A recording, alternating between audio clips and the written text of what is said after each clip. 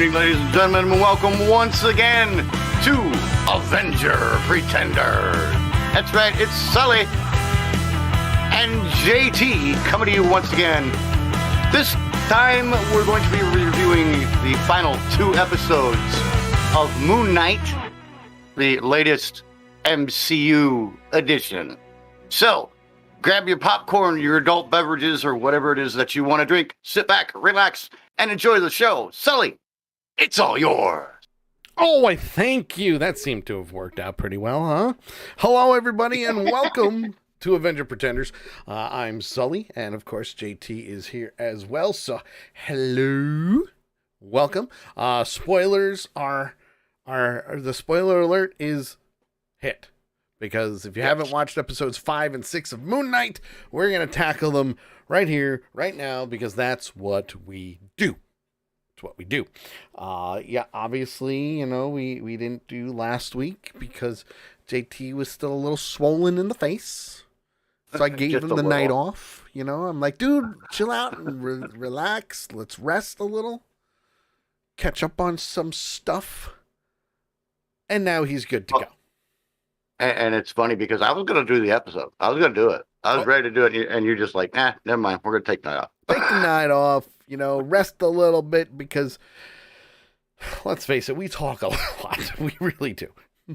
Yes, we do. We talk a lot when it comes to this show. And you kind of have to. Especially since we're fully immersed into this wonderful program, I guess you could say. And I don't know if it was, 100% the best, but it was decent at most. So we're going to start with episode 5, and episode 5 was Asylum. Yes. Before we get started, there's one pending question. Oh. So we're going to have 3 scores tonight. Okay, 3 scores. Yes, that's right. We're going to have the score for episode 5. Yep. We're going to have the score for episode 6. Yep. And then we're going to have the overall score for the entire series. Yes. So the pending question is Moon Knight going to be able to break the 3.0 score from JT? Oh, that is a good question. That is the question that is hanging over everybody's head. Yeah. Want to say hi to Carol and Lady Death that are in our chat room at the moment. So hello. Yes. Good evening, ladies. I was just getting ready to say hi in the chat room to you. Yeah. Whoa. Oh, all of a sudden my Kindle volume just went skyrocket. Holy crap, that was loud. Well, I'm glad it happened, on the Kindle. Right. Because, whoa. Just whoa. I tell you, whoa. So anyway, we are going to tackle episodes 5 and 6. And episode 5 is Asylum. And if you remember from episode 4, that's where we left off. We left off in the asylum with... Hi. Yeah. Hello. Hi. Freaking hippo. Yes. Kay, because I watched the episodes tonight, and even Kay saw that part and laughed. It was funny. It was funny. It was one of the few funny parts of the entire series. Like, hi, hello, how are you, darlings? So we start the episode off. Mark is a little startled by Tauret, I guess you could say. I can never actually pronounce the correct name of this Egyptian god, but it's interesting to say the least. It really is. It's interesting to say the least, especially since she has a 3-episode run. Yeah, no shit. Who would think a freaking comical hippo would be a main character in 3 episodes? Yeah, and it's interesting to say the least. So at the same time we get startled, we find that Mark is jumping to and from a therapy session with Harrow, and he's... What's the best way I can explain it? Dazed and confused without being dazed. Yeah, and Harrow's trying to convince Mark that he's not a superhero. There's superheroes don't exist. He's not a superhero. Right. Which is odd because, trying to convince a crazy person that they're superhero is like, I don't know, trying to freeze butter after it's melted. Trying to stop a mouse from eating cheese. Oh, also true. Also true. So I like the melted butter one though. That's good. From there, we see a little bit more backstory when it comes to Mark now. What exactly happened in his past? What happened with how Steven came to be? Knew what was going to happen as soon as I saw the two brothers, and I saw them walk into the cave, and it was raining. I knew exactly what was going to happen. Yeah, you kind of had to put two and two together on that one. I mean, in the long run, let's face it, every superhero, well, just about every superhero has some type of tragic past. You have to have that. It's like, it's the defining moment that made that character who they are in the future, Peter Parker had the death of Uncle Ben.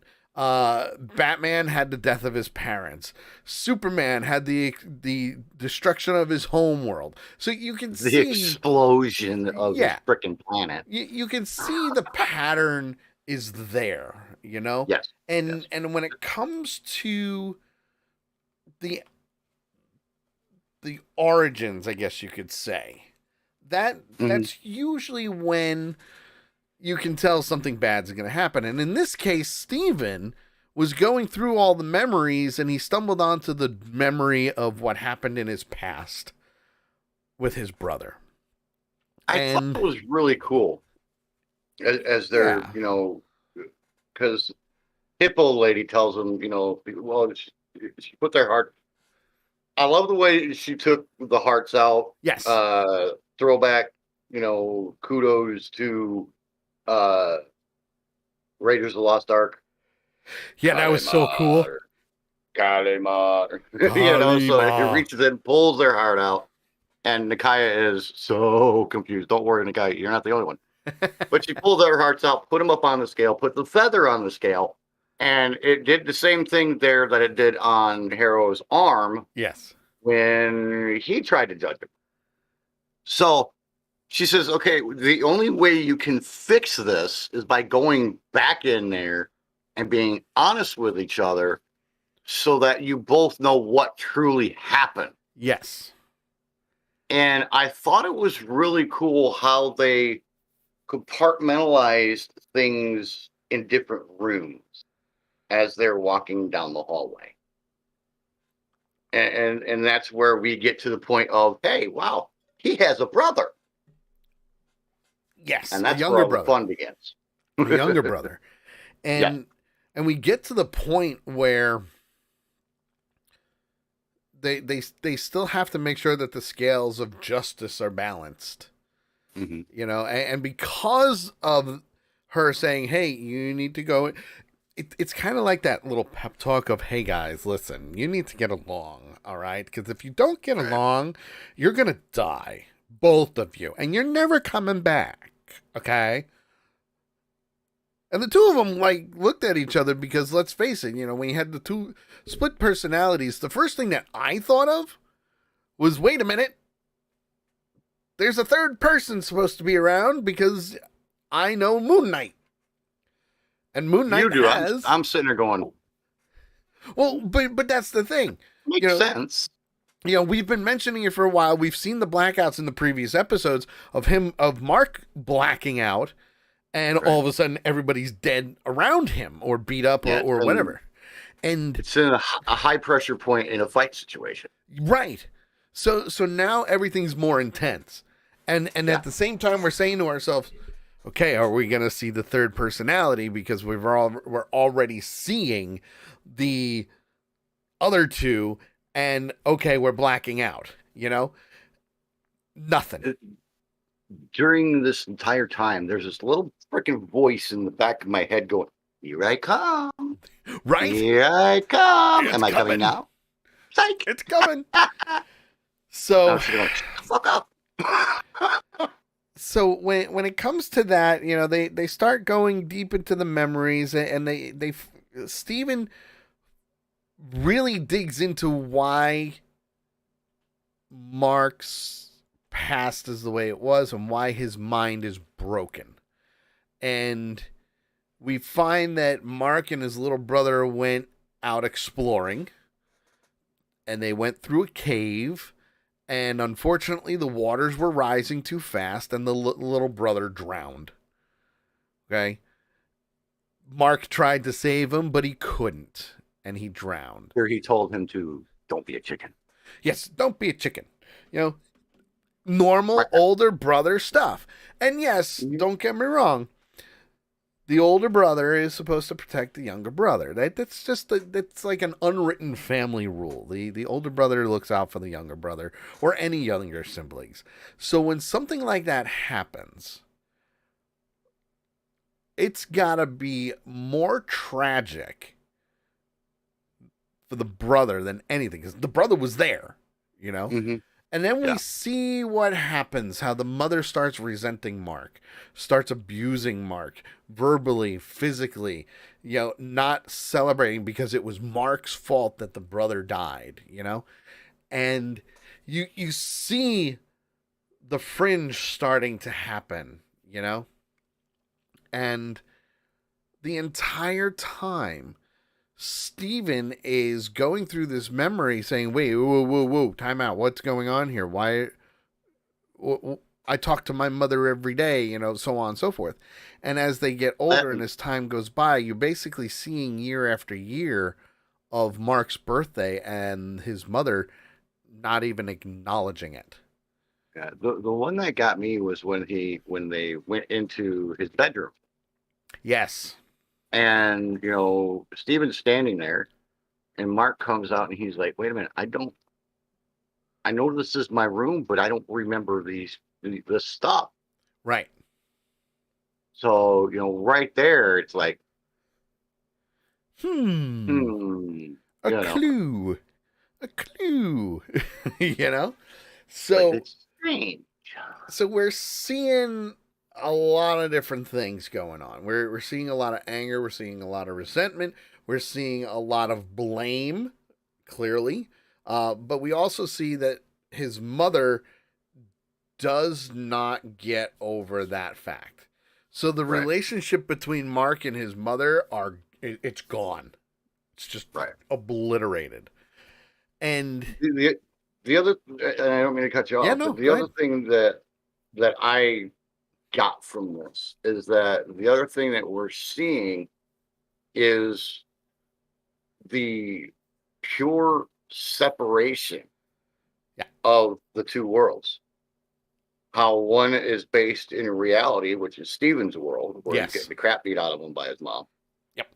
And the other one is Mark's world, where, just like they talked about in the episode, where, uh, everything was good.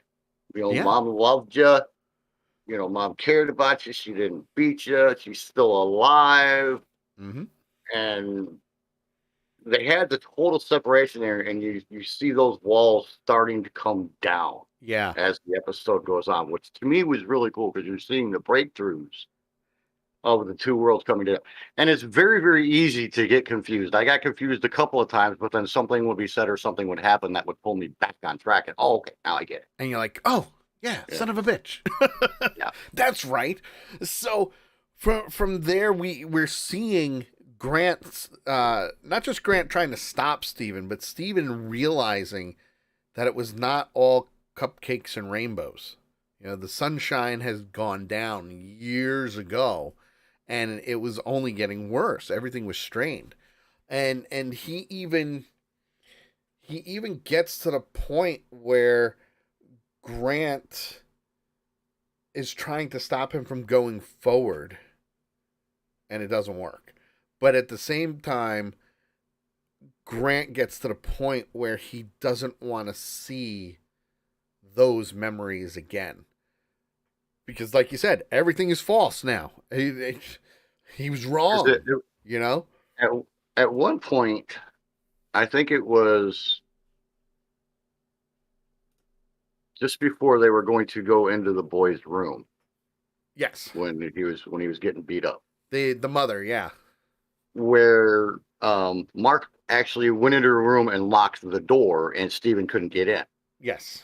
So Steven's running the hallways trying to find another way in, and his mother's wake was the point where he was able to get back in, and that's where both worlds collided. Yeah. And we finally saw the younger Mark bring Steven out. Oh, mother's coming. I need to clean my room. You know, Yep. the accent just changed, and he started being Steven whenever his mother was around. And from my understanding, that is a very familiar and similar thing to what happens to people in real life. It's just like it clicks for them, you know?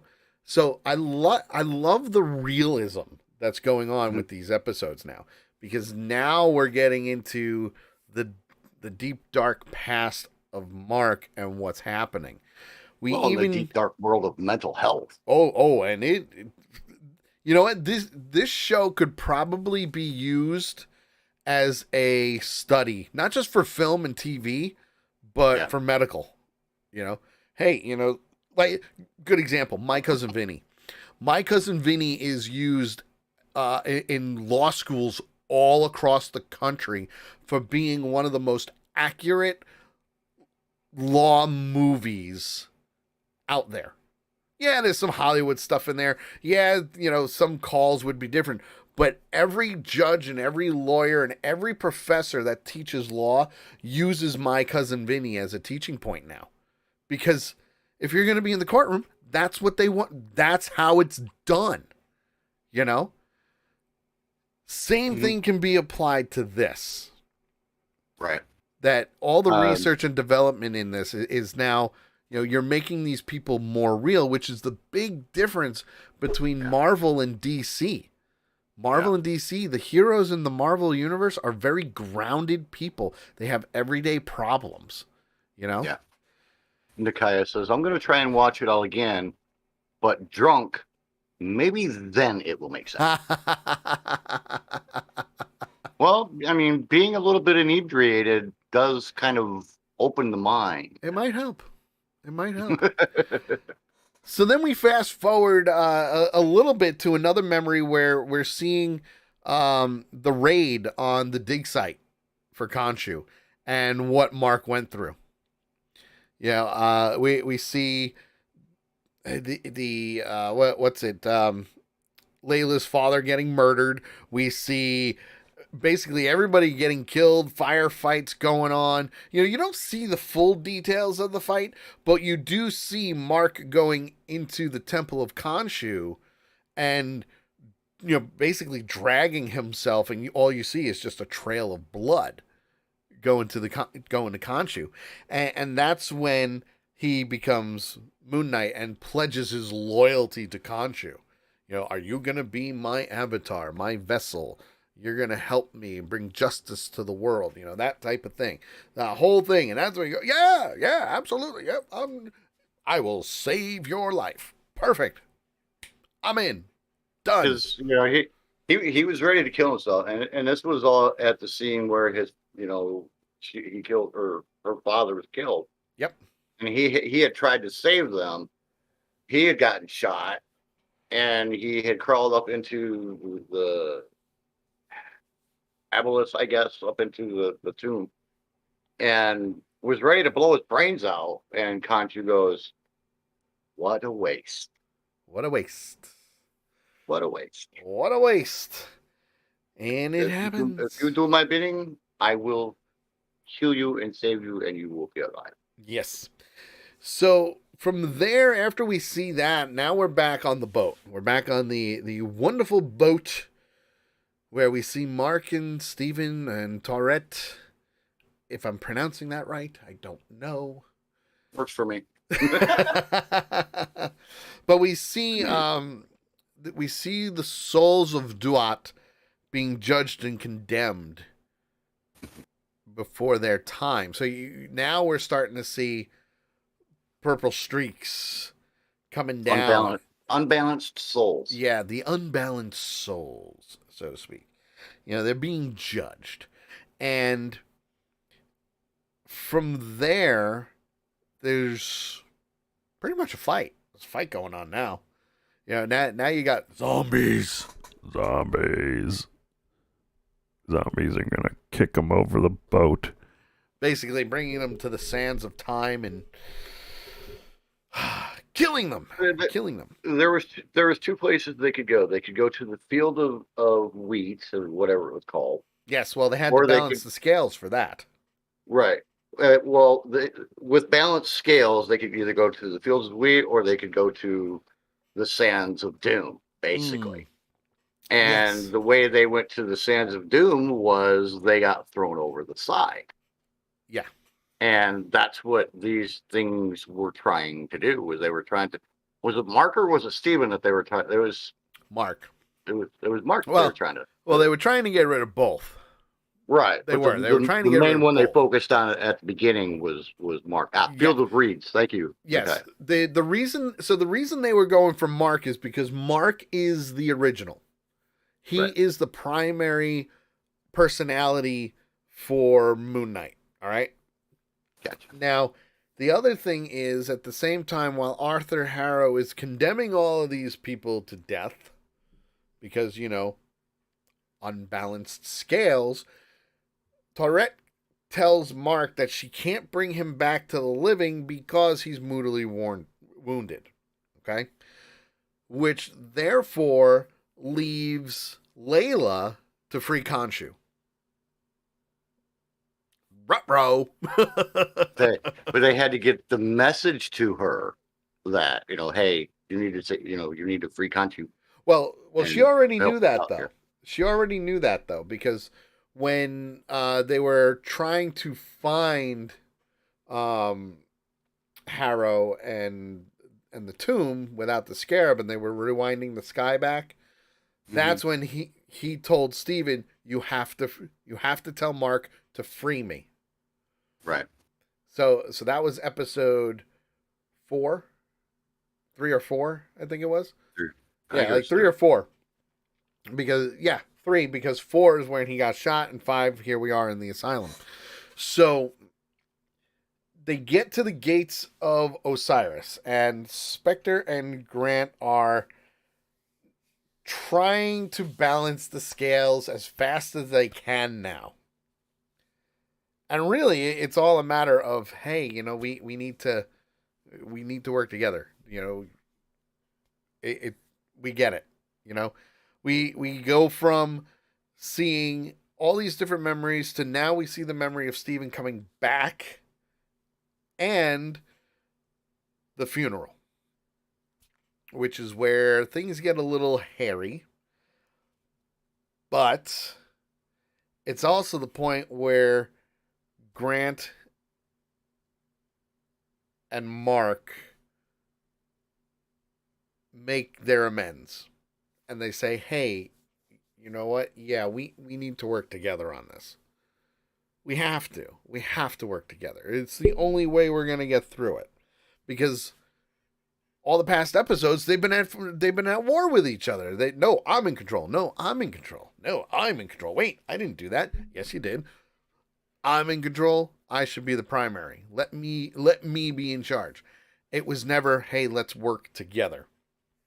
So at the end of Wendy's Shiva, that's when we see both Mark and Steven on the street talking to each other, and they basically embrace each other. I loved what they did with the costumes for this whole scene. Because if you watched real closely, if you notice, Steven always wore darker clothes than Mark did. Steven wore black, Mark wore white. Yep. Yep. Mark was always a lighter color. Lady Death says she has a few questions. Please, by all means. So from there, when they finally say, hey, we're going to work together, unfortunately, it was too little too late. They got to the gates, they were judged, and the scales weren't balanced at the end. So now they're trying to, all the zombies are trying to throw them overboard. And it gets to the point where Steven is piloting the boat and getting to the point where he basically says, no, you know what? Mark's got to do this. It's got to be Mark. Mark's the one. It's my turn. And he just starts running. He grabs something and he just starts swinging, knocking all the zombies over. I know he sent a couple of them over the edge. He gets knocked down. Like, it's a good fight. It's a really good fight. It was. And then all hell breaks loose again. Lady Death says, is Mark the real person now or is Steven? We'll answer that at the end. Mark is the original person. Mark is the primary personality.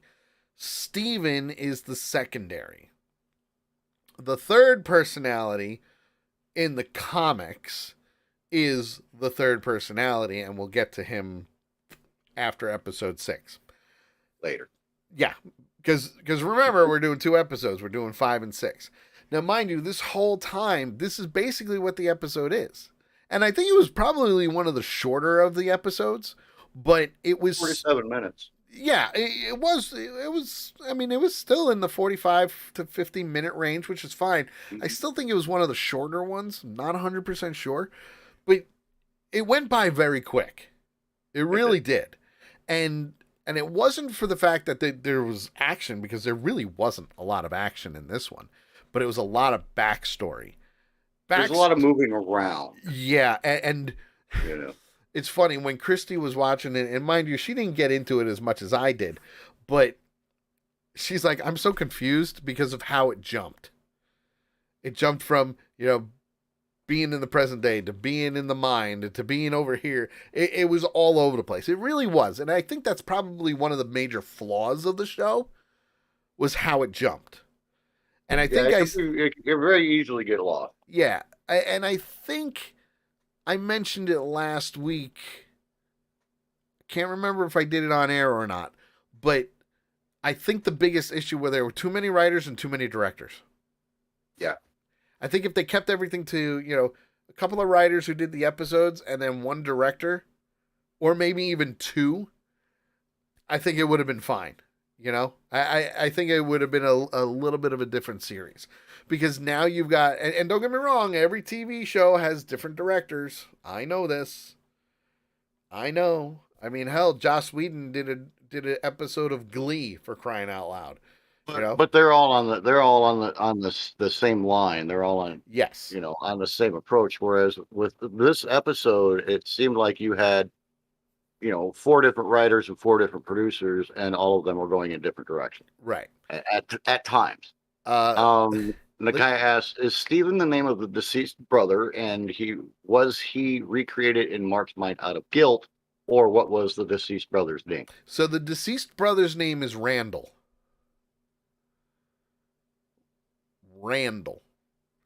Yes. Steven came about because of one of his favorite shows growing up, or movies, like the old black and white movies, which they mentioned it in episode 4. I think it was 4. 3 or 4. Not sure. But yeah, you know what? Actually, JT, since you just said that in the chat, Carol, we will see you tomorrow. Oh, we will? Yes, we will. It'll be Okay. good. So yes, we will see you tomorrow. Anyway, good. Moving on. So Since the last time we talked. yeah, literally changed like an hour or two ago. So from there, we see them back at the boat. They're fighting the souls, and it gets to the point where Grant actually saves Steven, and then Steven decides, nope, I'm saving you now, and he saves Grant instead. And Steven goes flying over the boat into the sands, and he turns to stone. Lady Death says, got it! Steven was the name of the main character for the movie, similar to Tomb Raider. Yes. Tomb Raider, Indiana Jones, that type of stuff. So it was Dr. Stephen Grant, which is how he came up with Stephen Grant. And Stephen was, as the hippo said, the smart one. The smart one, yes. You're the smart one. So from there, all of the souls causes, they cause him to fall overboard. He freezes, he sacrifices himself, and we cut to the end where Mark is saying, no, Steven, come on, no, it's bad, And then we see the end of the episode. Want to say hi to Koshiri, who's joining us in the chat. She says, hello, punchers. Sorry, been MIA. A lot's happened. Hope to really hang out in a month. Love ya. Hey, we hope you can hang out too. But we also know life gets in the way. In the way. So from there, like I said, it was all backstory. It was mostly backstory. And that's okay. That's good. We like to have the backstory because the way they did the backstory being in the asylum was great.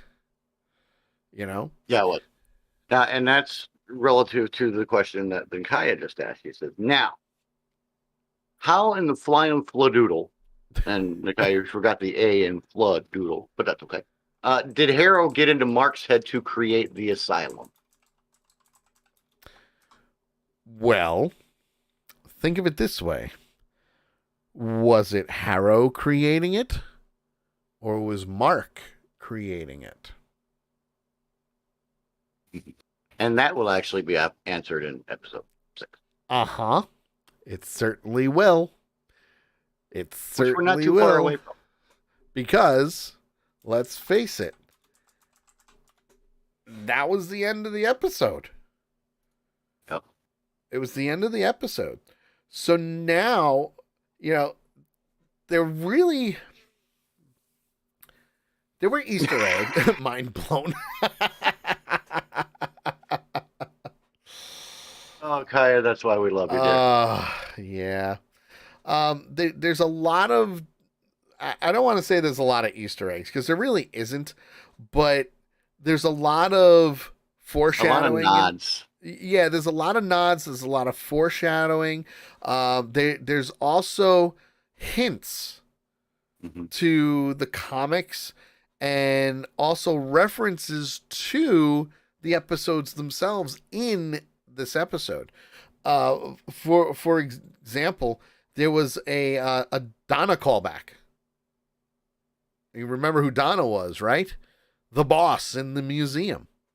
Yep. So there was callbacks for that, but there's also, a nod to the one of the original runs of the Moon Knight comic. The asylum was named the Putnam Psychiatric Hospital, which is part of the Moon Knight comic run.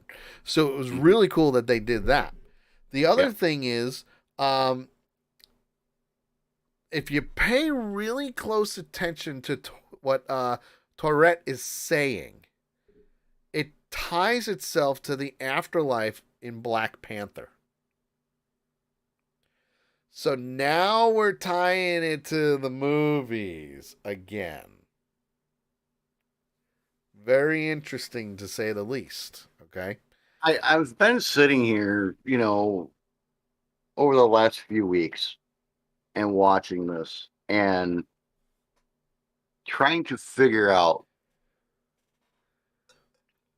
if there was a better way that they could have done this. Probably not. that a way that wouldn't have been so confusing, a way that it wouldn't have had as many timing issues as it's had, and those kind of things. Um, and with what they're trying to do, I can't, like you said, I can't see any way that they could have done it differently to do that, Yeah. because there's so much that they're trying to fit into 47 minutes. Yeah, and it's 6 episodes. That's it. And it's a Yeah, limited so, series. That's the other thing. It's a limited series. yeah, They're not doing a season 2 for Moon Knight. So right. Hawkeye, Moon Knight, possibly WandaVision were all limited series. Yeah. Lady Death says I give up. But in the long run, we're still tying things to not just the MCU, because this takes place in the MCU, but it also ties to the previous episodes as well. And the fact that Tourette flat out said, Wakanda's ancestral plane, and so on and so forth, that brings a whole new meaning to what can be going on with Black Panther 2 now. Especially since Chadwick Boseman's gone now, God rest his soul.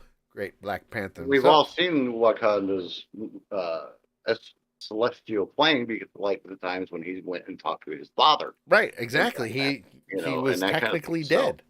The other thing is, and it's a very small, noticeable nod, that Tourette's boat is actually seen in the fish tank in Stephen Grant's apartment. Didn't notice that.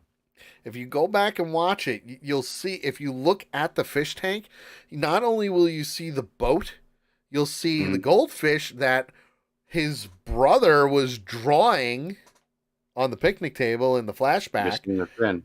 And there's a pyramid in the fish tank as well. All of which ties to one of the episodes. Mm-hmm. Makes sense. Interesting. Everything was right there in the fish tank, but you're not going to know unless you're looking for that type of thing. Okay, the other thing that's been coming up, and I haven't tried this yet, I'm actually going to try it right now, is in every episode there has been a QR code.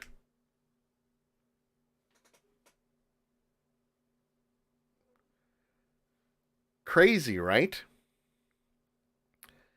And that QR code, no joke, because I just did it, brings you to Marvel.com, where you can read a free Moon Knight comic book that inspired the series. It's another QR code, and this one is Moon Knight Acts of Evil. So it's Moon Knight Annual #1, where it's Moon Knight against Kang the Conqueror. Ooh, I believe we've mentioned Kang the Conqueror numerous times. with Loki, Ant-Man and the Wasp. One or two times. Maybe like forever.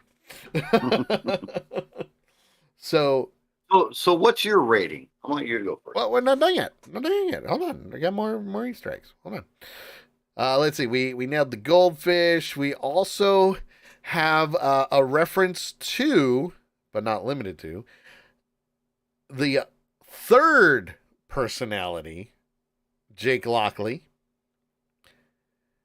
And if you don't know what I mean by that, if you go back and look at the hospital lounge, it's, you see, a bunch of dead people. And Steven says, did you kill all these people? And Mark's like, I don't know. I might have. I don't know. Yeah. He's recognizing some. He's recognizing them, but he's not recognizing all of them. Yeah. So now we're coming up to the third personality, which is going to be awesome, by the way. The other thing is Randall, his brother Randall, is actually a villain in the Marvel Comics. Really? Uh-huh. Yep. Yep. Shadow Knight. Hmm? So there's a good tie to the comics. Will we see him back? Who knows? But it's a possibility. Obviously, we go into the Goldfish as well, and then of course the Later's Gators quote that he says on the phone every time he's talking to his dead mother, who obviously is not answering the phone, and he thinks that she's just busy, so he's leaving voicemails. Uh, the other thing is, if you look around Mark's room as a child, it kind of foreshadows what's going to happen with Moon Knight and his fate. You can see there's a lot of decorations referring to the field of reeds throughout the house and in the room, so that's pretty cool. And then of Well, course, and there's the movie poster too. yep, the movie poster. Yep, absolutely. And then of course there's the reference to the villain Bushman, who was part of the mercenary squad that killed everybody, including Mark.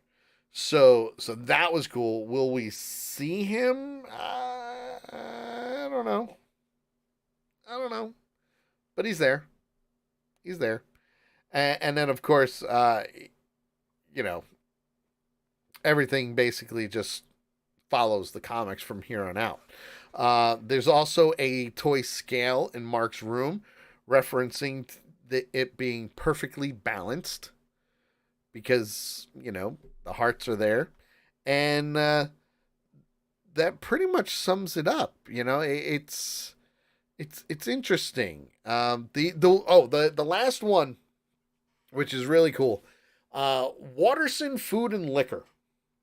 Now, Waterson Food and Liquor is a very big name in the Marvel Comics because it's it's kind of like a nod, so to speak, for people. So I thought that was really cool.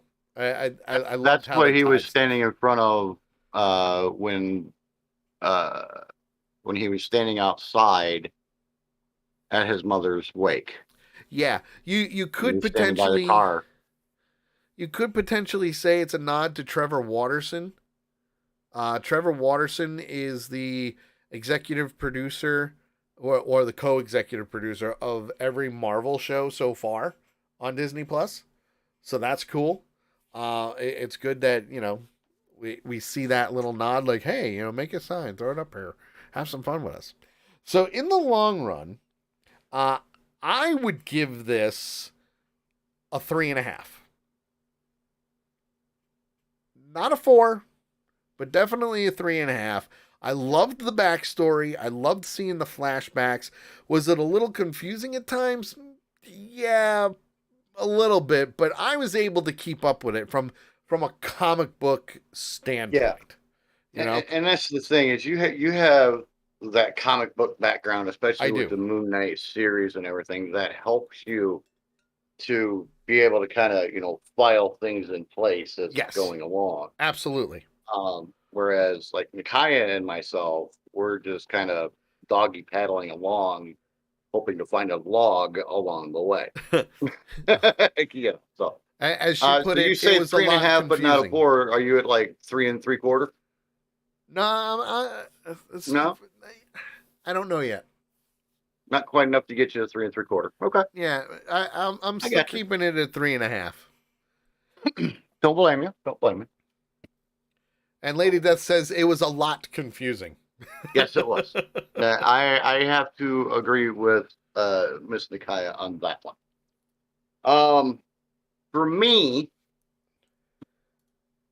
we contemplate for a moment. Now that we've talked a little bit, Nikaya gives it 3 moons, even Okay. though she's totally lost confused. I'm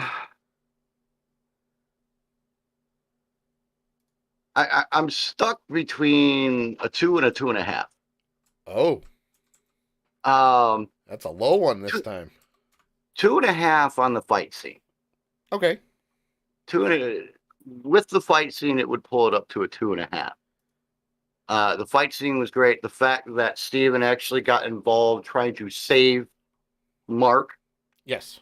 He was on the rudder handle and everything, and he's like, "Wait, I have to do this." Yes. And he goes and he does everything he can to save Mark, which he does temporarily. And everything. But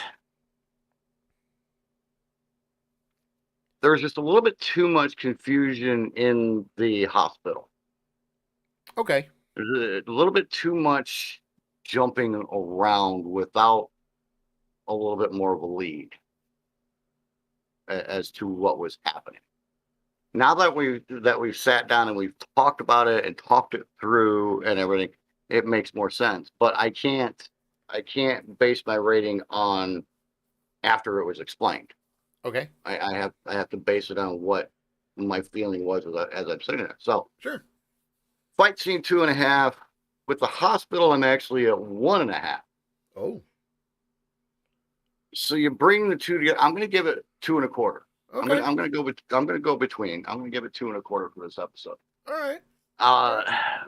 Strangely enough, even with all of the jumping around and everything, and you mentioned it earlier, there wasn't the timing issues this time around. How so? It didn't feel like it was dragging. Like you said, this 47 minutes actually went by pretty quick. We weren't sitting there going, okay, what's going to happen next? Come on, let's keep it going. Yeah. I did not get that feeling at all in this episode. So I will give it credit for that. But at points, it was still just a little bit too confusing for me. Sure. So we're going to go with 2.25 for this one. All right. Lady Death says, I want to know what was in the shaking sarcophagus. Well, think of it this way. We've already seen one sarcophagus where Stephen Grant came out of it. What do you think was in that third shaking sarcophagus? Answer to that question in episode 6. Which we're going to start right now because obviously it takes place right after episode 5. And of course, we're now at the tomb of Alexander the Great. Harrow is collecting Amit's Ushabti, if I'm saying that right, from Mark's body. And they leave to go complete the ritual of raising Amit. We want to see Amit again. Yes. That in itself sounds like a movie. Raising Amit. Raising Amit. Kind of like Raising Arizona. So from there we see Layla. She disguises herself after mourning Mark's death and follows Harrow no matter what. Because her thought is, I'm gonna kill this bastard. That's her thought. I'm gonna kill this bastard. And they actually discussed that. Mark and Steven actually discussed that. Yes. Because there was the comment between the two of them that we need to help Layla because Layla is going to basically go balls out after this guy and not, God be damned the consequences. Yes. So absolutely. So I thought it was neat that they actually had that conversation about her. Right. At that point. So from there, they're on their way to Giza because why not? Got to go there. And as Layla's about to try and kill Harrow, Tawrit stops her, or at least is trying to stop her. You can't do it alone. No, don't stop. But the cool thing is she was using all of these dead bodies.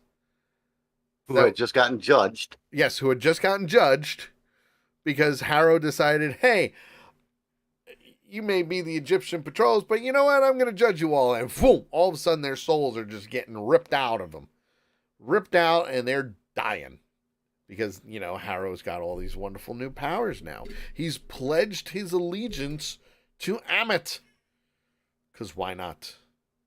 Why not? He's already done it. He's there. Well, something that I found interesting there. Yep. is the fact that Amit actually accepted him as her avatar or their avatar. Because even, she told him straight out, your scales are not balanced. Right. And he's Yeah, like, absolutely. I know that. And I willingly and openly accept what comes of that. Yes. And As it's far as I ever knew, and I hate to keep cutting you off, but as far as I ever knew in Egyptian lore, there was no in betweens. no. You were either dead on what was required by that god, or you weren't. Yeah. So the fact that Amit stepped outside the normal realm and accepted him as her avatar because of the work that he had done to that point to free her Right. was still a little weird to me. But at the same time, I could see why. That makes sense? It does. It does. It does make sense. So The from thoughts there, that go through a redneck's mind. and at the same time, what we're seeing is Mark is telling Tarit, listen, we need Khonshu's help. We need his help in order to do this because without him, Harrow's going to do whatever he needs to do, and Amit's going to take over, and all hell is going to break loose, and it's going to be like the apocalypse. Now, from there, we see Layla trying to find Khonshu's Ushabti. Am I saying that? I feel like I'm butchering that. But basically, the statue of Khonshu from when he got in prison, so she can break it and free Khonshu. And once she finds it, she freezes him, and he tells her, "Be my avatar. Be my avatar. I will help you. Be my avatar." And she refuses. My ass. She refuses every chance she can get. And that's a good thing. It really is. That's a good thing because he really wanted her, and she kept saying no. No means no, people. No means no. What I really liked was the reasonings behind why she was refusing his offer. Oh, yeah. Reasons that she came up with were dead on awesome.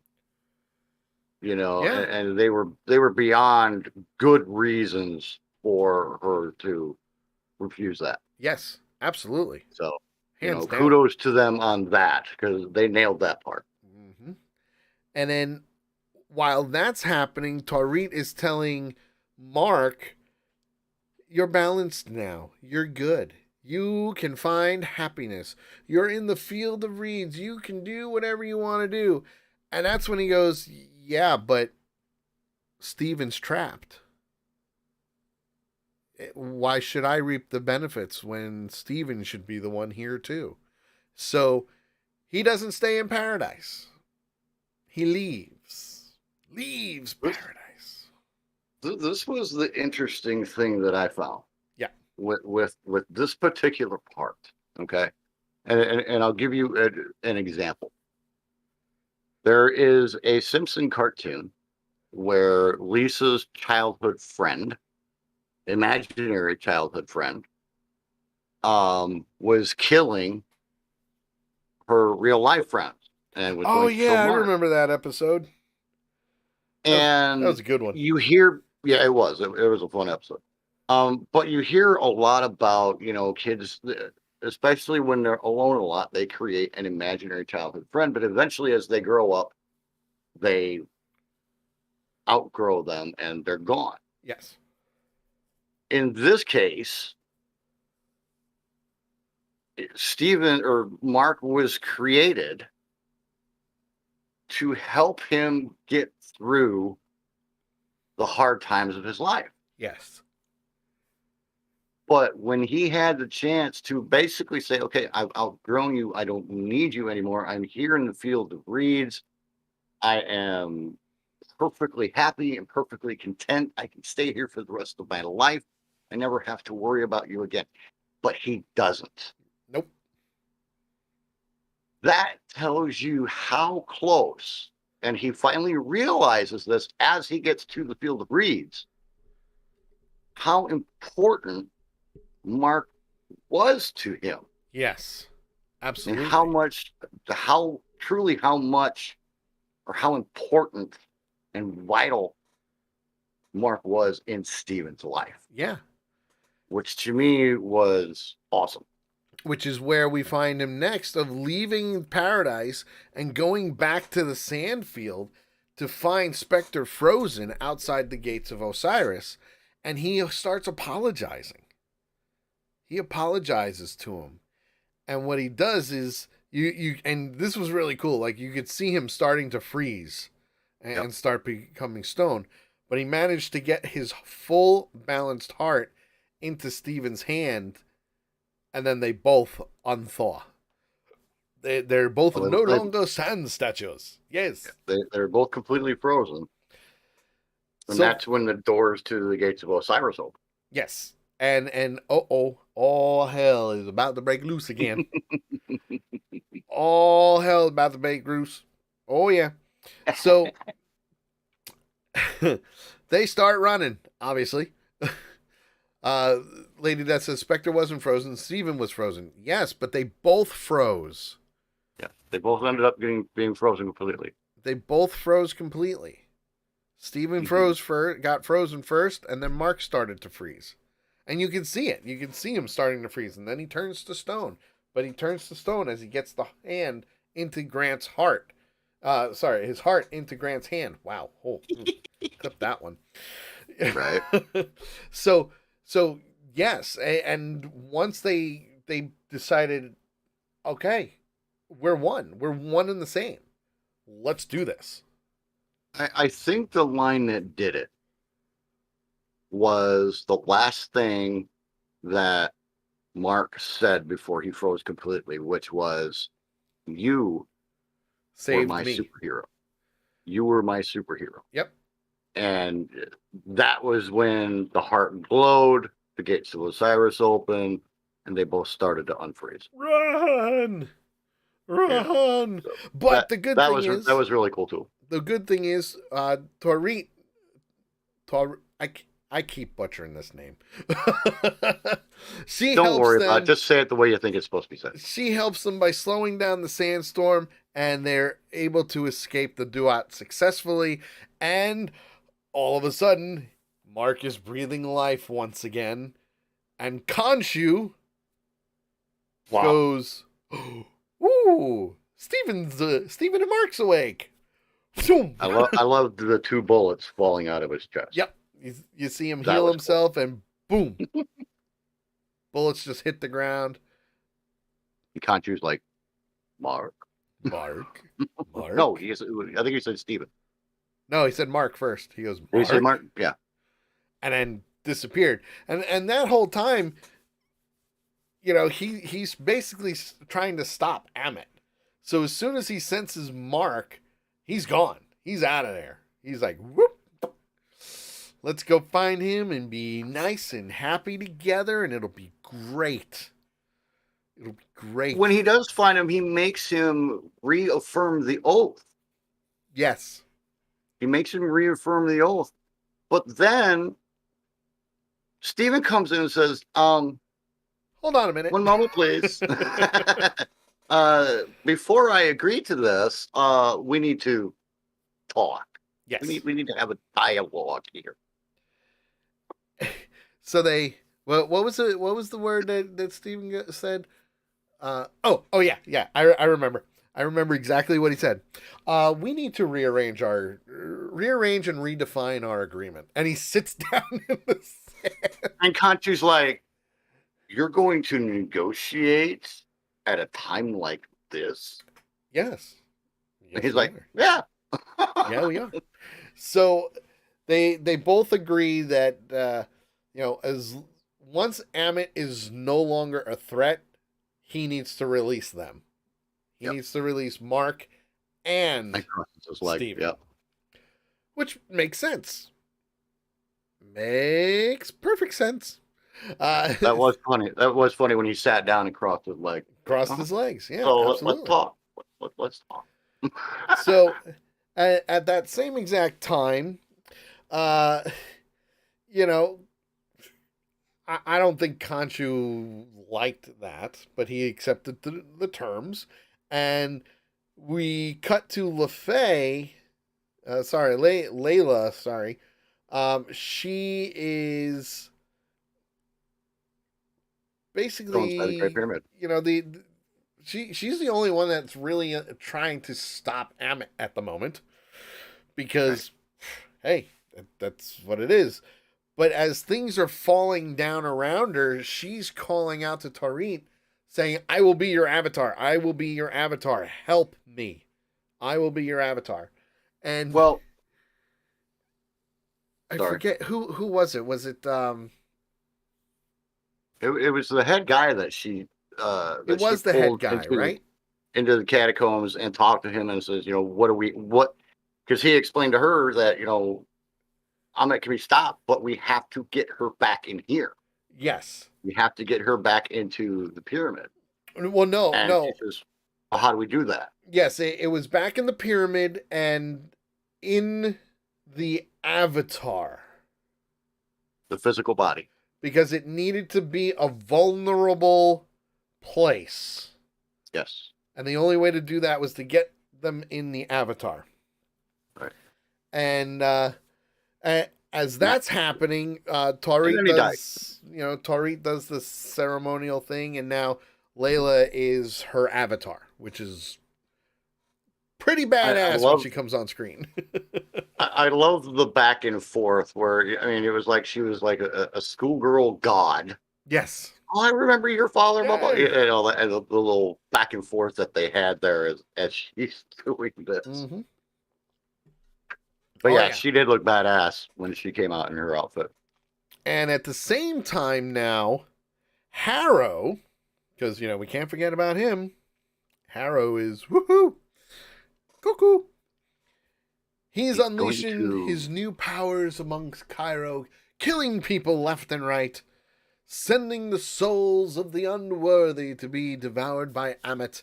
And all of a sudden you see Amit, who is this crocodile/alligator looking god, sucking in all these purple souls and getting bigger and bigger and bigger. You talk about this would be the perfect Egyptian metaphor for the Clifford movie. Yeah, pretty much. Yeah. The guy says that the Harrow is cuckoo for Cocoa Puffs. That is true, too. That is true. That's when Moon Knight, and Mr. Knight as well, because let's face it, Stephen Grant is Mr. Knight. He's got the suit and tie and all that good stuff. And they're confronting Harrow, and Khonshu is battling Amit, and they're huge. Like, I don't know how they kaiju. It's kind of like a kaiju movie is what it brought to my mind. Yeah, it was like Godzilla. Pacific Rim kind of thing. Yeah. Well, as they start battling out, Khonshu and Amit are pretty much all over the place. And what is it? Amit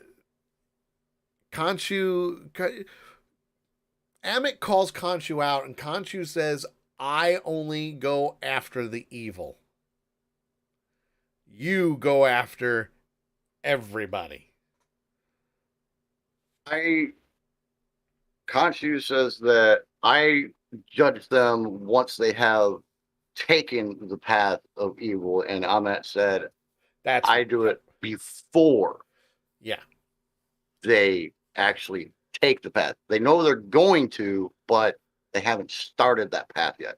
Yeah. So Amit takes them before they can actually start. Khonshu takes them after they've done whatever evil thing it was that they were going to do. Right. And that And was that was defined for us what back in episode 3 of what yes, the difference was between the two. yes. And from there, Layla joins the fight against Harrow and his disciples. She's looking badass in those wings. Badass in the wings. She looked amazing. And that's when shit really starts hitting the fan because they're at the point now where they're losing. Yeah. And Mark blacks out. And even Layla goes, "What the hell was that?" Yeah, she wanted to help. Well, you had Layla and Stephen and Mark and Harrow all fighting. Yep. And Stephen went at him with one of the crescent moon things, and he knocked it out of his hand, and that locked one of her wings onto something. I'm not sure what it was. Yeah. And then he knocked him out, and he hit him right in the moon crest with his staff. Yeah. And my thinking was he was sucking the spirit out of Mark, Yes. Well, he was trying to anyway. and that's when he blacked out, That's when he blacked and out. then it all went black, It went and poof. shades of not the Godfather. What was the series? The gangster series. Goodfellas. Goodfellas. Scenes of the end of that, it's like, oh, that can't be the end of it. And then, no, he wakes up and that's when she says, "What the hell was that?" Yeah. He's like, "I don't know. I don't know. I didn't do it." And both Grant and Mark are the ones going, "I don't know." So Right. from there, they take Harrow into the chamber of the gods, and they start reciting the ancient ritual spell to imprison Amit into Harrow. And it gets to the point where Khonshu is saying, "You have to kill Harrow. You have to kill Harrow." They get Finish Amit him. in, and they refuse to kill Harrow. They do. They refuse. But they say Khonshu is a little different. And then Khonshu agrees to let them out of their agreement. Well, I mean, they had stopped Amat from being a threat. Yeah. They had ended the threat to the world and everything. So Yep. he was at the point where, he either was true to his word, which was, when the agreement was made between Khonshu and Stephen and Mark, and he says, "You have my word." I was like, "And you're going to believe him?" Yes. But they did. So, Yes. and he turned out that way. He was a man of his word. He released them and everything. And the next thing we know, holy crap, role reversal. It's Harrow in the psychiatric hospital. Well, they were both there. They were, but before that, they were both at the hospital. Well, yeah, they were in Harrow's office. Yeah. And as they That's were right. sitting there, the bloody feet. He got up and his feet were bloody and walking. And Mark goes to Stephen, "Did you see that?" And Stephen says, "I saw it." Yeah. Yeah. Although, at the same time, Harrow refuses to admit that it's true. Mm-hmm. And that's where the question came up of, well, what if we disagree? Yeah. And Harold's like, "Well, what do you mean?" He says, "Well, what if I believe one thing and you believe another?" And that's when he got up and he goes, "Well, then we still have a lot of work to do." And that's when they saw the bloody footprint. So I was like, "Oh, shit's going to get interesting here." And that's when they finally woke up in Grant's apartment in London. And it was the end of the episode. And that freaked me out. Why? Because it looked like it was a freaked dream? me out because we and I said to Kay when I saw it. I said, we're back where we started. Yep. We're right freaking back where we started. Absolutely. Still tied down to the bed and everything. You know, I mean, he walks, he forgets about the tether and whoop, face first. That's when he looks up and sees the fish in the fish tank. And that was just really weird to me. I was totally not expecting. Yeah. You know, So to end up back in the apartment. as the credits are rolling, you know, Lady Death says, and they are both still around and aware of each other now? Yes, but this is where, after the credits, we get our first and last mid-credit scene for Moon Knight, where we see Harrow is admitted to the Seinkwitz psychiatric hospital, and he gets taken out by a Spanish-speaking man. And as they're moving around, they're seeing a lot of dead hospital employees on the floor. Now, for the comic book nerd, I'm saying, oh, finally. And I guarantee you, JT's face is, what the frickin' hell is going on here? Voice in the back of my head. Here he goes. So Harrow screamed at these entire 2 episodes. Oh yeah. So Harrow is taken down to outside the hospital to a limo, and when they get to that wonderful limo, he gets it thrown into the back seat, and well, looks up and who does he see? Khonshu.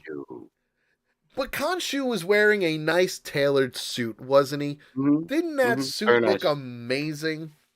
Very nice, so. Full formal outfit. And reminding him that he cannot hurt him or Emmett, Khonshu tells Harrow that he had no intentions of taking Layla. Had none.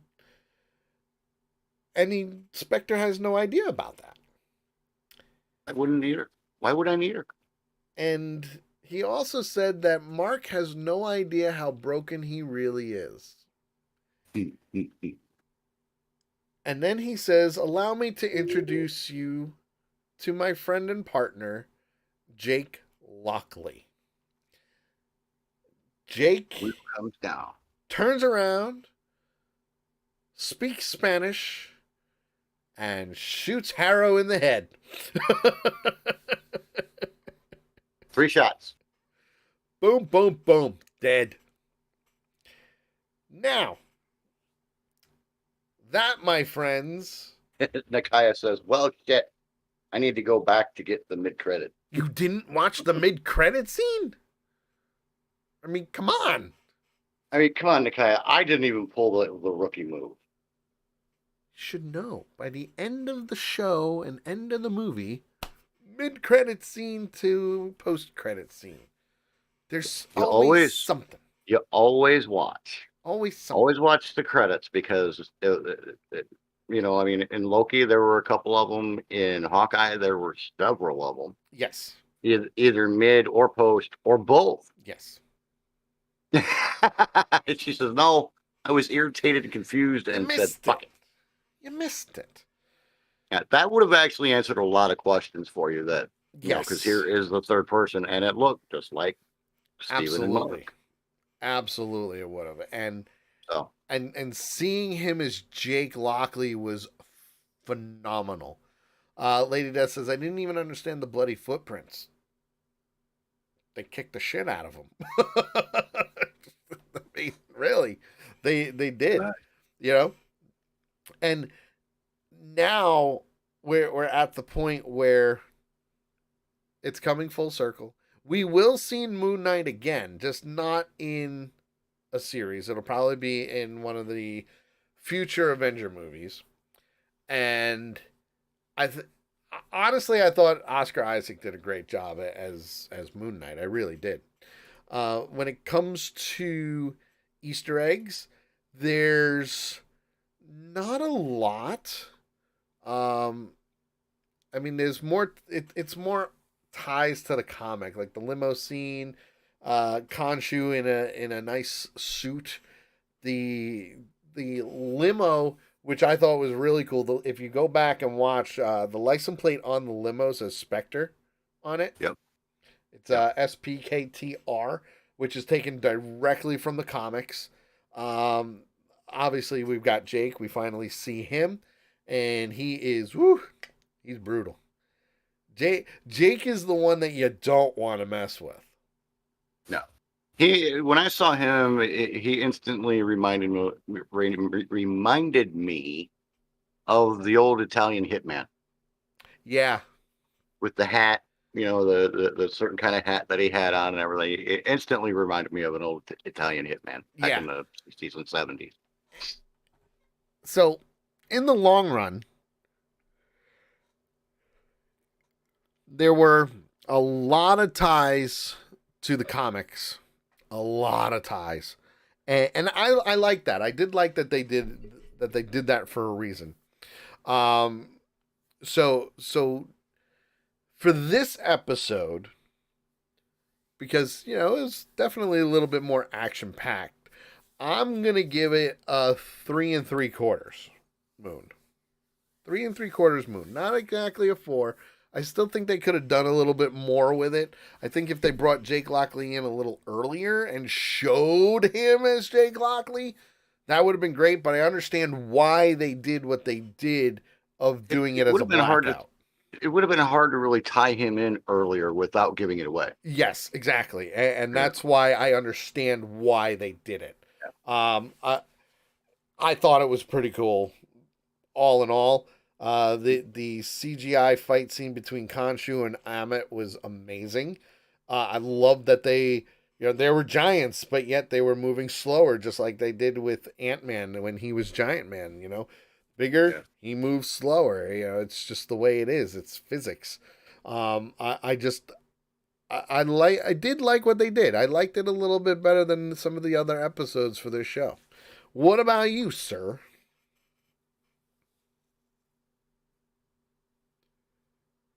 Could it be? Could it be?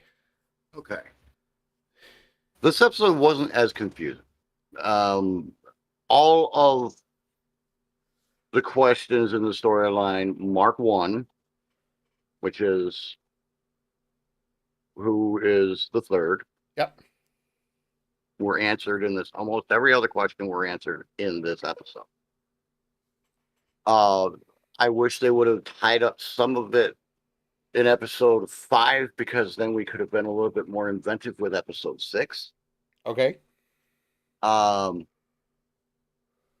fight scene, the final fight scene was amazing.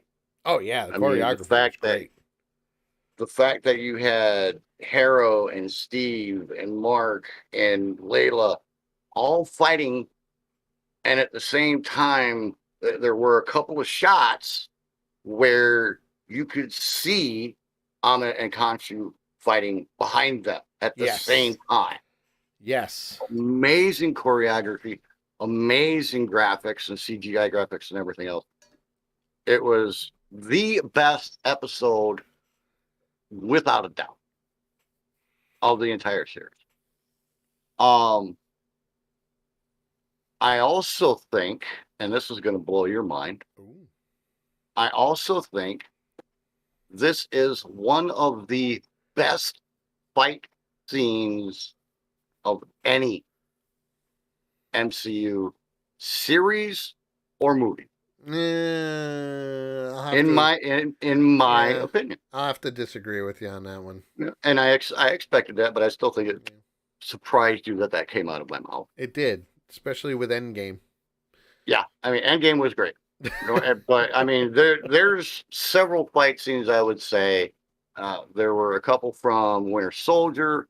There was one from Falcon and Winter Soldier. Yep. There was one from Black Panther. There are several that I would say were tied for the best. Ooh.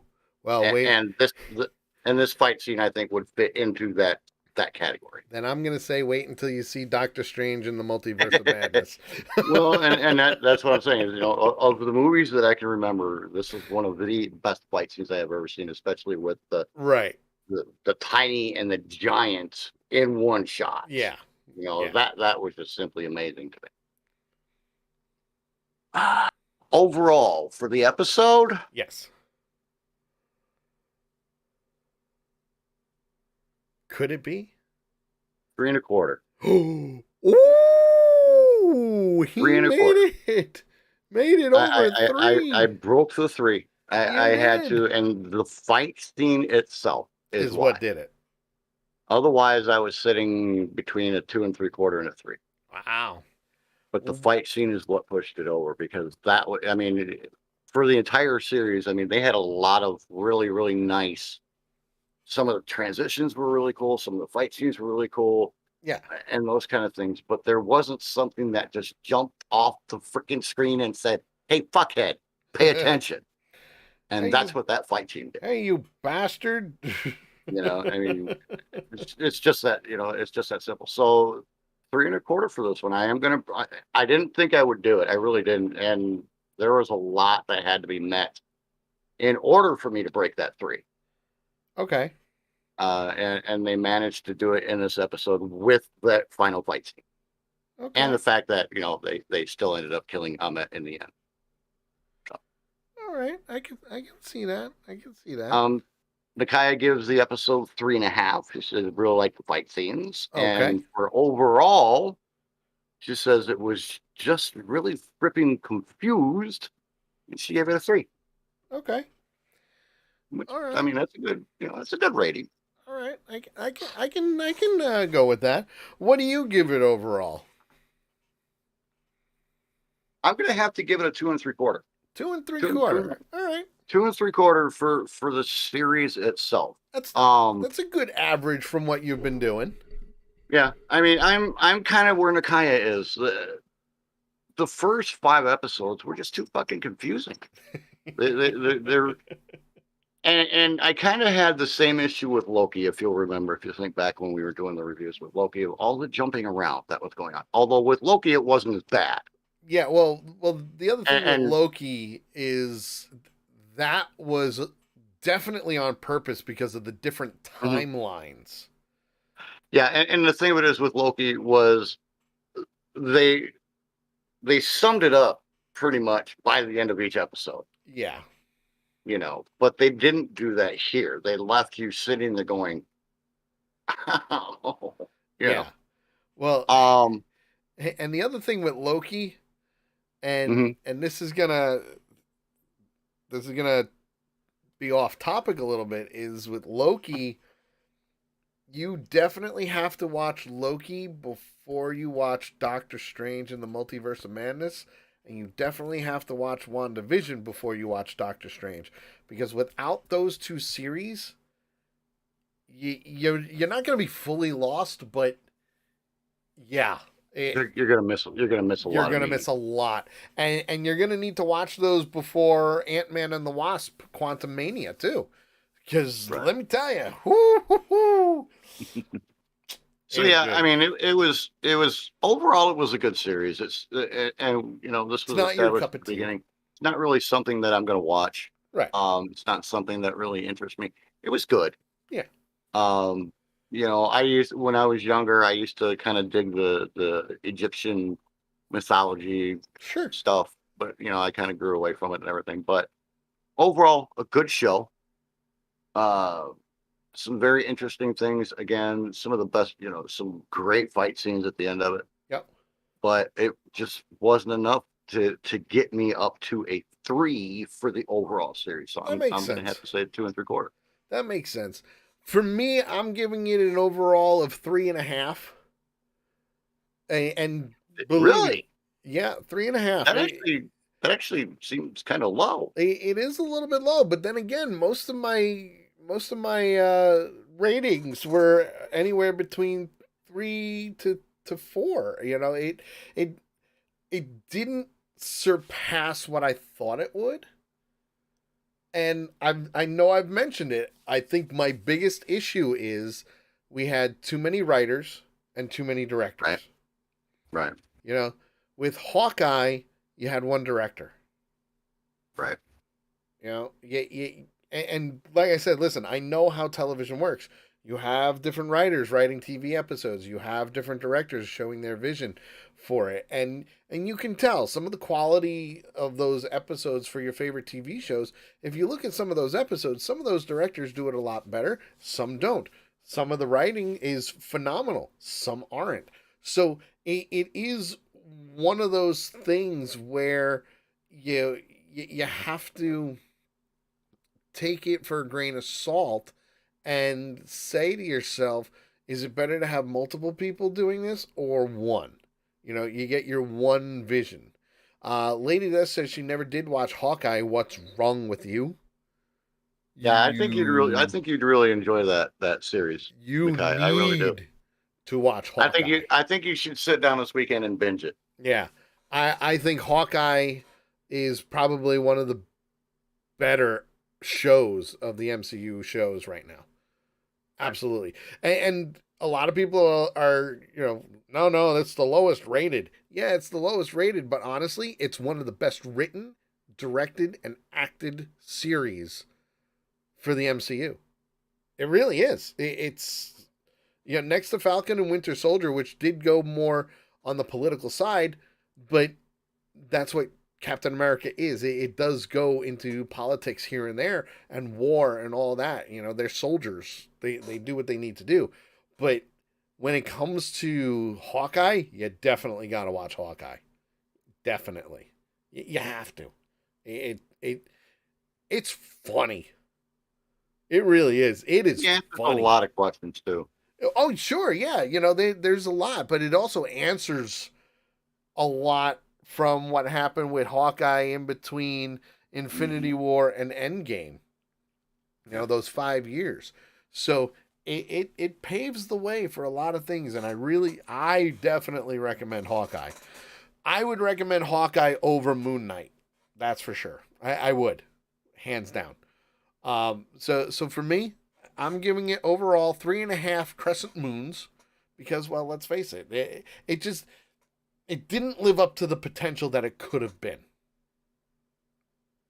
It really didn't miss it by much. There was just something missing from it. Yeah, there was. And honestly, I think it was the third character. Yeah, which, they saved him to the end, which I get it, but yeah. I think if they could have incorporated him in like in episode 3, I think would have been 3 or 4 would have been the perfect place for them to have brought him in. Yeah. Because it would have answered a lot of questions for people. Absolutely. So I agree. There was something missing in it. So that, my friends, is the end of Avenger Pretenders for Moon Knight. Baby. The end for Moon Knight. Obviously, we're going to take a couple of weeks off because Avenger Pretenders will be moving on.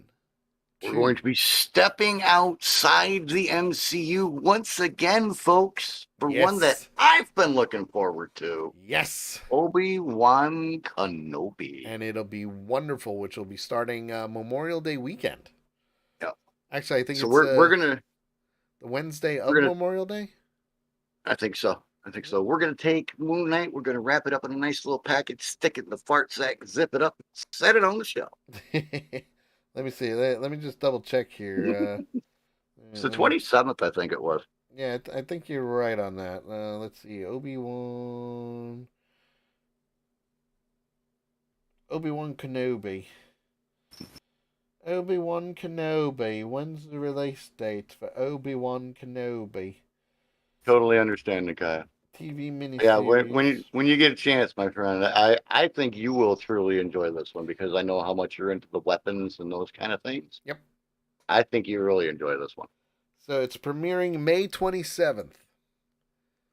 May 27th. So Avenger Pretenders, we're going on a little hiatus for up until Obi-Wan Kenobi. So yeah, it's gonna be wonderful. So make sure you keep it locked in. That's for a Friday. Those. And yeah, and by the way, Disney Plus, Star Wars, Marvel, and all those geek stuff do not sponsor the show, but it'd be really cool if they did. I'm not gonna lie. It'd be really cool if it did. So for everybody in our chat room who is watching, including our wonderful hostess with the mostest, Lady Death, for JT Hollis and myself, this has been Avenger Pretender for Moon Knight, all 6 episodes, and we will be back in a few weeks for Obi-Wan Kenobi. We will also be back tomorrow at 8 p.m. Eastern for The Sully Show. Yay! We're going to have fun, especially with our new co-host, Trisha, who fits in so very, very nicely. So make sure you tell your friends, post it on Facebook, your Twitter, your TikTok, your Instagram. Do whatever you need to do to help us out and get some more people tuning in, because it's going to be an awesome, awesome show. We will see you guys next week and tomorrow for The Sully Show. Yes, The Sully Show. It's going to be wonderful.